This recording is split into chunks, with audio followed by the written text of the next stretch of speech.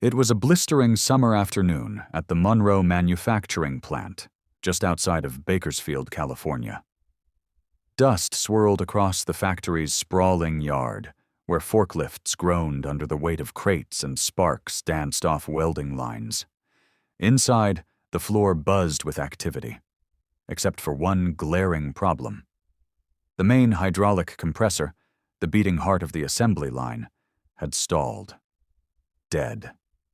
The entire production had ground to a halt, and tension in the control room was thick enough to choke on.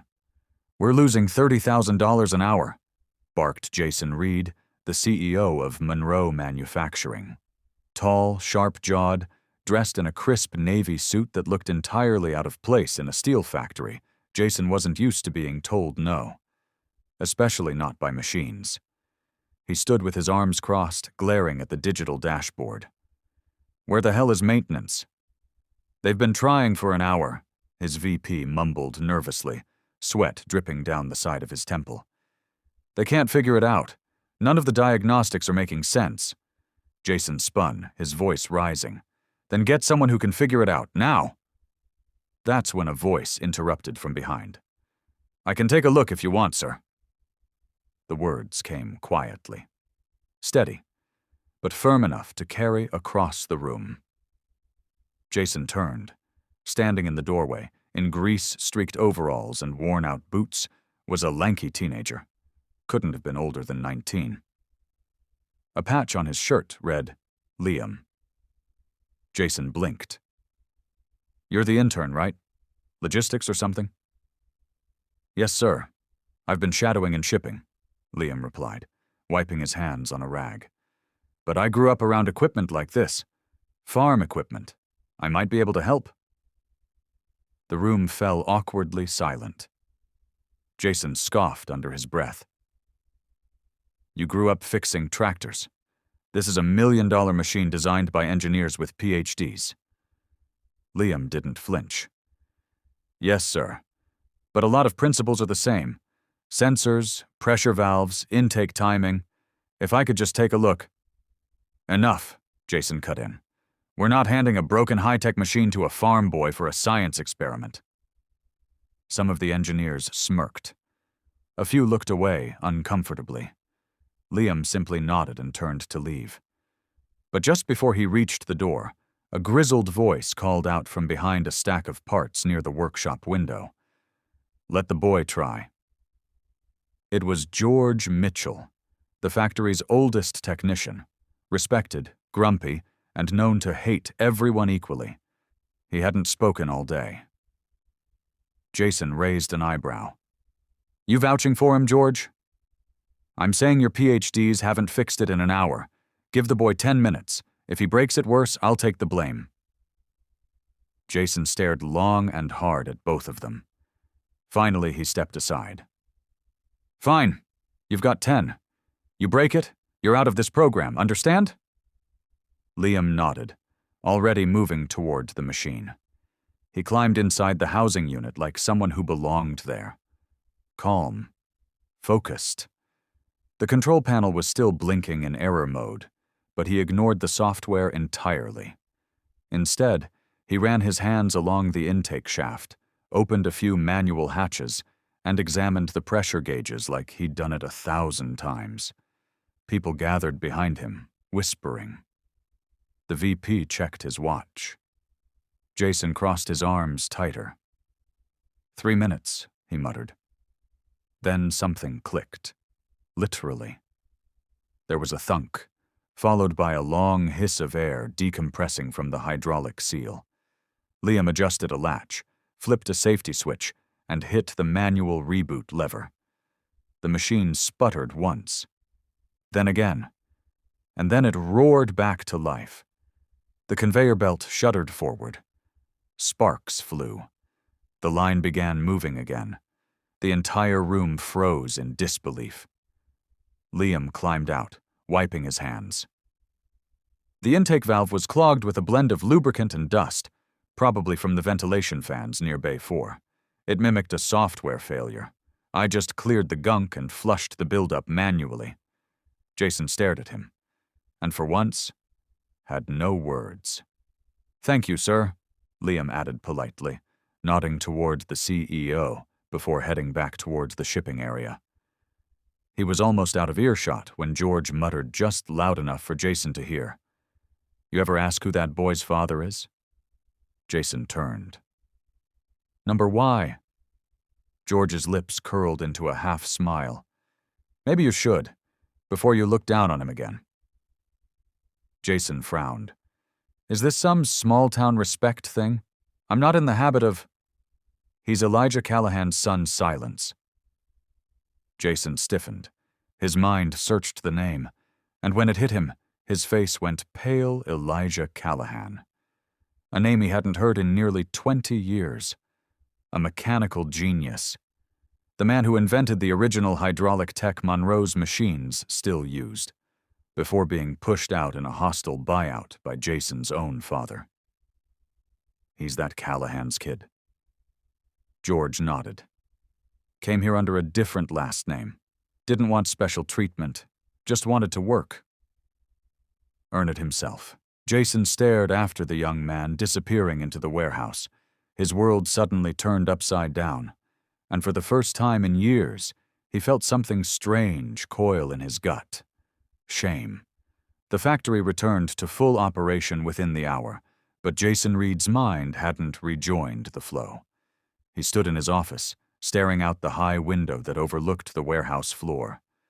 Down below, workers bustled like nothing had happened. Machines whirring, sparks flying, orders being prepped for shipment. But Jason wasn't watching the operations. He was watching Liam Callahan. The boy moved with quiet efficiency, lifting crates, scanning inventory, helping an older employee reset a scanner that had glitched. No attitude, no pride, no sense of entitlement, just focus, humility, work ethic. Jason turned away, pacing. George's words echoed like a bell in his ears. Elijah Callahan's son. He hadn't thought about Elijah in years, not since that volatile boardroom showdown when Jason's father, Richard Reed, had bought out Callahan's share of the company. It was ugly. Elijah had designed the compression core technology that built Monroe's fortune, but when it came time to expand and modernize, he pushed back. He wanted more safety, better ethics, slower scaling. The board didn't want slower, so they voted him out. Jason, just out of college back then, had watched it unfold like a game of chess. Detached. He remembered the disappointment in Elijah's face when he left, head held high but eyes burning with betrayal. No lawsuits, no revenge. Elijah just walked away. And now, nearly 2 decades later, his son stood on Jason's factory floor, earning minimum wage and fixing what no one else could. Jason ran a hand over his jaw. He couldn't ignore this. He needed answers. Later that evening, long after most employees had clocked out, Jason wandered into the storage area where Liam was wrapping up. The young man didn't notice him at first. He was sorting inventory tags and organizing returns like a seasoned pro. "You work late," Jason said, leaning against the door frame. Liam looked up, startled for a moment. Then he nodded. "Lot to catch up on after the downtime earlier." Jason took a few steps forward, hands in his pockets. "You fixed that machine better than anyone we had on payroll." "I grew up helping my dad rebuild entire combines from scratch," Liam said with a shrug. "After a while, you start hearing what machines are trying to tell you." Jason tilted his head. "You always wanted to be in logistics?" Liam's hand stilled. There was a moment of hesitation. Not really." "What then?" Liam stood slowly. "Engineering. Design. I applied to Caltech and MIT, got into both. But I deferred." Jason raised an eyebrow. "Why?" A shadow passed over Liam's expression. "My mom got sick last year. Couldn't leave her alone. She's better now, but we used up most of what we had on treatment. I took the internship here to save up. Rebuild. Keep moving forward." Jason was quiet for a long moment. Then he asked what had been burning inside him all day. Why didn't you tell anyone who your father was?" Liam met his gaze, steady and unflinching. "Because it shouldn't matter. I didn't come here looking for handouts. I came to learn." Jason nodded slowly. "You remind me of him." Liam looked down. "He doesn't talk about this place much. I think it hurt him." Jason swallowed, guilt rising like bile. "It hurt a lot of people." There was a pause between them, heavy but honest. Then Jason stepped forward. "What if I gave you something better than this internship? Full ride to Caltech, housing, expenses. In exchange, you come back when you graduate and help me rebuild this company's core tech team. You'd be working with legacy systems your father helped invent, and I'd make sure you got credit for what you create." Liam blinked, caught completely off guard. "You'd do that?" Jason nodded. "I'd do that." "But why?" Jason's voice lowered. "Because a long time ago I watched someone brilliant get pushed out of the company he helped build. I didn't stop it. I should have. This won't fix the past, but maybe it could make something new." Liam studied him for a moment, suspicion flickering behind his eyes. But then he nodded, slowly. "Okay. But I come back as an engineer, not some poster boy." Jason smiled faintly. "Deal." 3 weeks later, the announcement went public. Monroe Manufacturing launches new Legacy Engineering Scholarship. Its first recipient, Liam Callahan, son of former co-founder Elijah Callahan. The news rippled through the industry. Some saw it as PR spin. Others saw it as long overdue justice. But inside Monroe's walls, something real had shifted. Liam left for Caltech with a farewell that felt more like a beginning. George hugged him, grumbling that they'd be lost without his help. Even the skeptical engineers who once laughed now clapped him on the back with pride. Jason watched from the side, a little humbled, a lot grateful. Because he had expected to run a company. He hadn't expected to meet a young man who reminded him that legacies aren't inherited through money or titles, but through integrity. It had been 8 months since Liam left for Caltech. The factory ran smoother now, not because he was still there, but because of what he'd left behind. New maintenance protocols, simplified design suggestions, and a new culture of curiosity that started the day a young intern corrected a machine the engineers had written off. But for Jason Reed, something deeper had changed. Each week, he got an email from Liam. Short, practical updates, classes he was taking, lab breakthroughs, design questions. But threaded in were moments that stuck with Jason. "Reminds me of something Dad once said," or "My father told me this trick when I was a kid, thought you'd appreciate it." And every time Elijah's name came up, Jason felt the same gut twist of regret. He hadn't seen Elijah since the buyout. The man had disappeared to a quiet farm town, started a new life. But now, with Liam shining at Caltech and the company preparing to rebuild their internal R&D department, it felt wrong not to include the man who'd built so much of its foundation. Jason picked up his phone, hesitated, then set it down. This wasn't a call. It needed to be face-to-face. The farmhouse was modest, worn around the edges but clean. The front porch sagged slightly, and wind chimes jingled in the breeze. Jason parked near a rusted truck and stepped out in his polished leather shoes, suddenly feeling overdressed in the dusty yard. The door opened before he even knocked. Elijah Callahan stood in the doorway, older than Jason remembered, hair thinner, hands still calloused. But his eyes were sharp, watchful. "Took you long enough?" Elijah said, voice rough with age but amused. Jason blinked. "You knew I'd come?" "I've been watching the headlines," Elijah said. "And my son. He talks about you more than he thinks." Jason smiled faintly. "He's impressive." "I know." They stood silently for a moment before Elijah gestured inside. "You driving all this way just to compliment my boy?"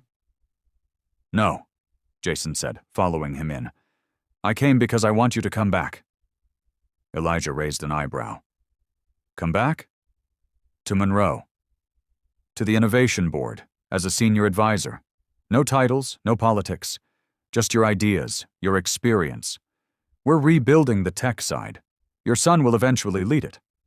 I want you to help shape it before he does. Elijah poured 2 coffees and handed one over. That's a lot coming from a Reed. Jason took the cup. I was 22 when the board voted you out. I didn't speak up. I didn't understand what we were losing. But I do now. Elijah didn't respond immediately. He sat down at the kitchen table, the light catching the lines on his face. Then he gave a quiet chuckle.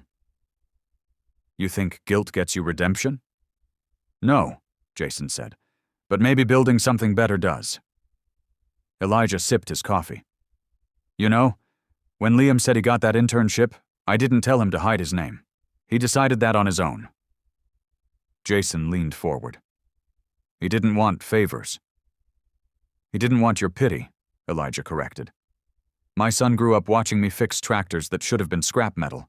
He learned how to be useful, not loud, not important, just essential. Jason nodded. And I almost missed it.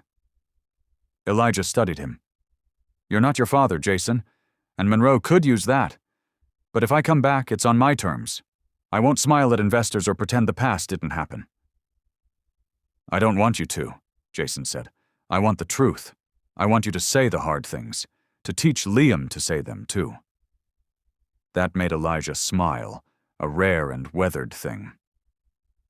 Well then, he said, you'd better bring better coffee to our first meeting.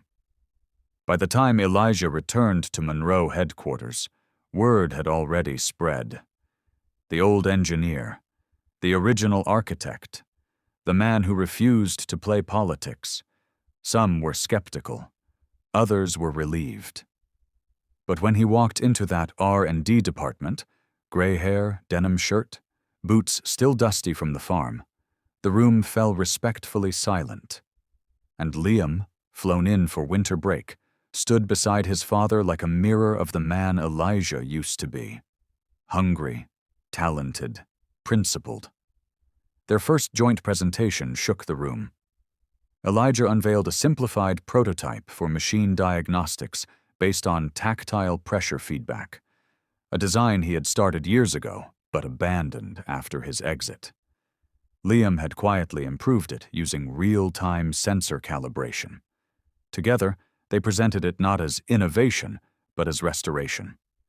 A way to bring Monroe back to its roots, smarter, leaner, human-driven. When they finished, Jason stood and clapped. One by one, others followed. Because it wasn't just the tech that made the moment powerful. It was what it represented. A bridge between what Monroe was and what it could be again. That night, over drinks in Jason's office, Elijah asked him something unexpected. Why'd you really bring me back? Jason didn't hesitate. Because your son reminds me of what this company used to be, and I'm afraid if he doesn't have you guiding him, we'll lose that. Elijah nodded thoughtfully. Then let's make sure we don't. As the city lights flickered beyond the glass, Jason realized something deeper had happened. This wasn't just about the company. It was about restoring faith, across generations, across broken trust. And this time, no boardroom would break it again. Spring brought new life to the Monroe headquarters, not just in quarterly growth charts and sleek prototypes, but in the very atmosphere. Gone was the sterile, ego-driven coldness that once stifled creativity. In its place was something more human, more grounded. And at the center of it all stood a farmer's son, and the father whose name no one dared speak for a decade. Elijah didn't just rejoin Monroe. He rewired it. He set up hands-on training programs in the basement lab.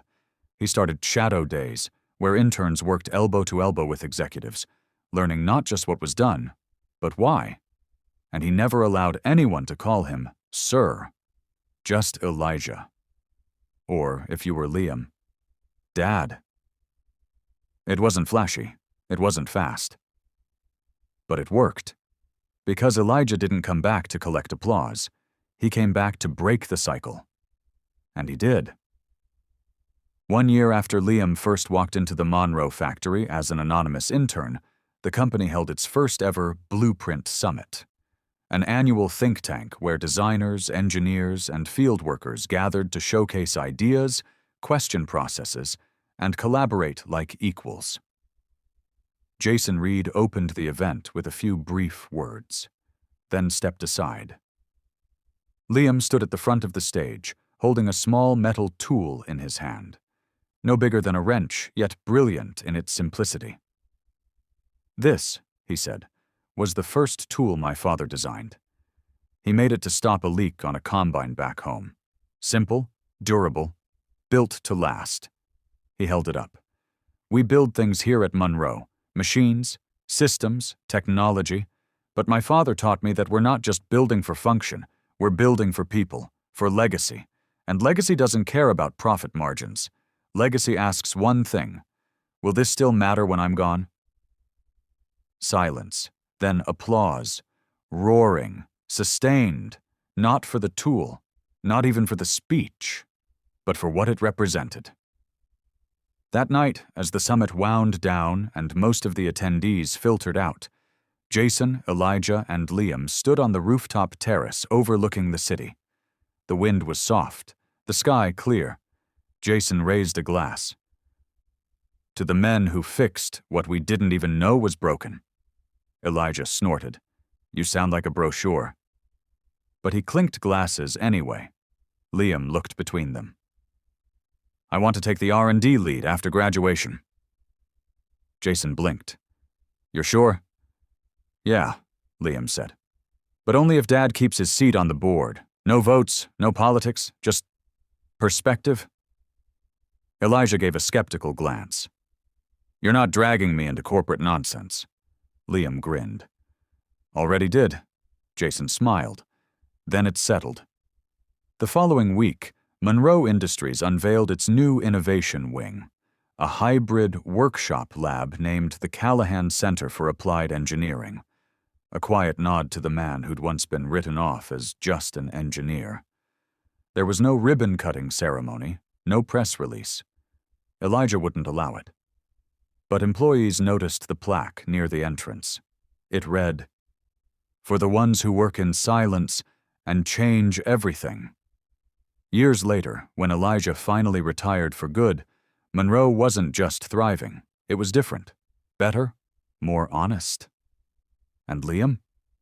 He led with the same quiet tenacity that built their name. He married another engineer from the summit, started a small family, and still called his father every Friday before the lab closed. Jason never forgot the moment that started it all, when a quiet kid corrected a machine no one else could fix. He told that story to every intern class, and every time he ended with the same line: "Never underestimate who's standing beside you. He might be the future, and the son of the man you never should have let go." Because legacy isn't built in headlines. It's forged in silence, in fathers and sons, in the machines that keep running, because someone believed they were worth saving.